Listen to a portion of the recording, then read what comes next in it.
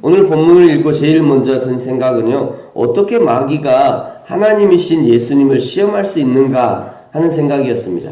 마귀가 예수님의 정체를 너무도 잘 알고 있는데, 예수님이 하나님의 아들이라는 것과 예수님은 하나님의 모든 능력을 그대로 소유하고 있다는 것을 알고 있음에도 불구하고 도대체 예수님을 시험하는 이 마귀의 무모한 용기가 어디서 나오는 것인가? 마귀가 예수님을 시험할 수 있는 이유는 지금 예수님이 육신으로 있기 때문입니다. 육신으로 계신 예수님은 인간의 모든 감정과 필요와 연약함의 지배를 받을 수밖에 없습니다. 마귀가 그것을 안 것이죠. 그래서 예수님을 시험할 용기를 낸 것입니다. 마귀는 어떻게든 예수님이 인류 구원의 사역을 감당하지 못하도록 방해하는 것이 그의 일이었습니다.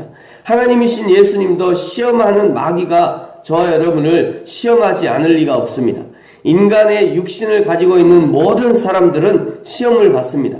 그러나 시험 자체가 마귀의 목적이 아니라 마귀가 시험하는 궁극적인 목적은 우리 안에 있는 하나님의 형상을 깨뜨리기 위함입니다.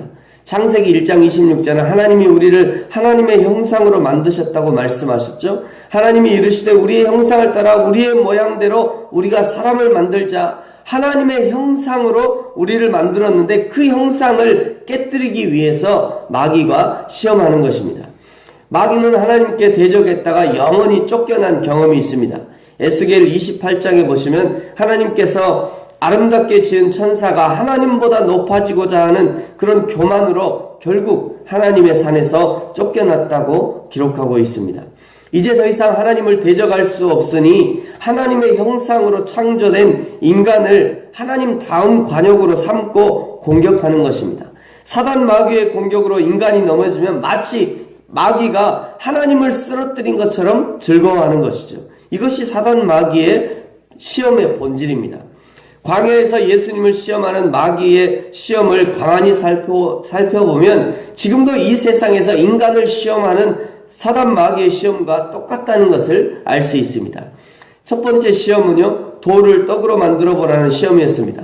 3절 말씀 같이 한번 읽겠습니다. 시작. 마귀가 이르되 내가 만일 하나님의 아들이여든 이 돌들에게 명하여 떡이 되게 하라. 아멘. 육신을 가지고 40일을 금식한 예수님께 가장 필요한 것이 떡이었습니다. 40일 동안 물 한 모금도 먹지 않고 금식하셨으니 육신을 가지신 예수님은 한계에 도달했을 것입니다. 마귀가 굳이 시험하지 않아도 곁에 있는 돌이 떡으로 보일 지경이었을 것입니다. 인간이 가장 많이 시험 드는 문제가 바로 이 먹을 것에 관한 시험입니다. 교회에서도 시험에 가장 많이 빠지는 것이 가장 많이 시험에 빠지고 또 시끄러운 것이 이 먹는 것에 관한 먹는 것을 취급하는 이 주방이 아니겠습니까? 그래서 어느 교회든지 주방이 잘 관리되면 교회에 문제가 없을 정도입니다. 마귀는 저와 여러분이 어떤 부분에 약점이 있는지 잘 알고 있습니다. 어떤 부분을 건드려주면 이 사람이 폭발하는지 잘 알고 있어요.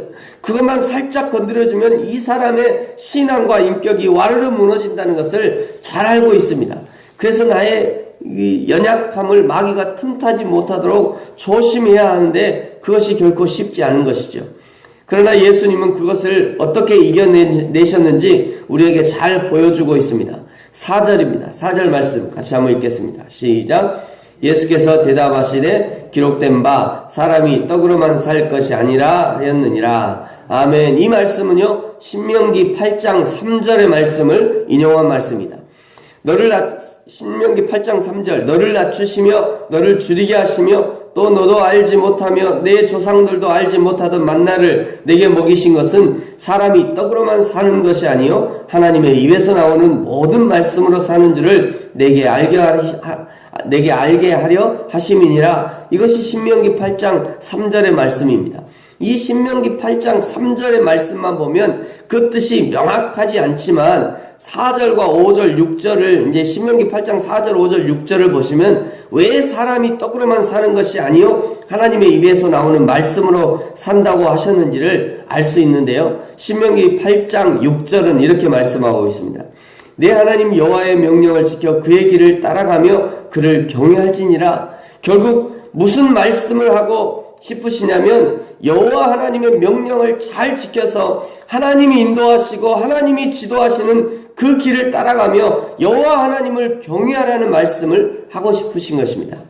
예수님이 대답하신 사람이 떡으로만 살 것이 아니라는 이 말씀은 인간의 생명이 떡에 있지 않고 하나님의 손에 있음을 인정하는 말씀이며 동시에 나는 떡 한 덩이에 이 생명이 되는 이 신앙을 포기하지 않겠다고 하는 그런 예수님의 강력한 의지의 표현인 것입니다. 두 번째 시험은요, 5절에 보시면 마귀가 또 예수를 이끌고 올라가서 순식간에 천하만국을 보여줍니다. 그러면서 이 모든 권위와 그 영광을 내가 내게 주겠다. 이것을 내가 너에게 넘겨주겠다. 이렇게 원합니다. 얘기합니다. 그러면서 7절에 그러므로 내가 만일 내게 절하면 다 내 것이 되겠다. 네가 나에게 절을 한번 하면 이 모든 것을 너에 주겠다. 라고 마귀가 속입니다. 앞에서도 말씀드린 것처럼 계속해서 마귀가 하나님을 대적하는 것이죠. 천하만국이 마귀의 것이라는 것은 어느 정도 일리가 있습니다. 인간이 죄를 지은 이후 하나님의 통치에서 벗어난 인간이 그 하나님의 통치에서 벗어나 사단 마귀의 통치 아래로 들어갑니다. 지금은 마귀가 세상을 지배하고 있지만 끝까지 그렇게 하진 않습니다. 예수님이 다시 오시고 모든 지구의 역사가 끝이 나는 날 사단 마귀는 완전히 사로잡혀서 저 불과 유황못에 던져지게 되는 것입니다.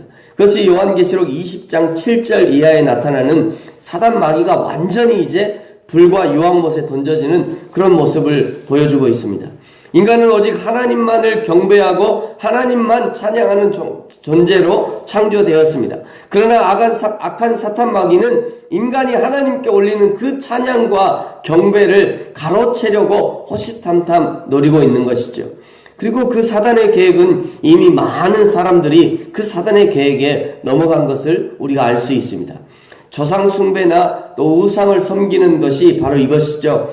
사람들은 조상에게 머리를 숙이고 또 사람이 깎아 만든 우상에게 머리를 조아리지만 실상은 그 뒤에 사단이 숨어 있는 것입니다. 그러면서 인간들이 머리를 조아릴 때 사단 마귀가 자신이 하나님이 된 것처럼 좋아하는 것이죠. 우리 기독교인이 절하지 않는 이유가 바로 이것입니다. 아무리 조상으로 위장을 하고 우상으로 위장을 해서 우리는 그 뒤에 숨어있는 이 마귀의 정체를 알기 때문에 조상으로 위장을 하고 또 우상으로 위장을 해도 저희가 결코 그 앞에 절하지 못하는, 절할 수 없는 이유가 바로 이것인 것입니다.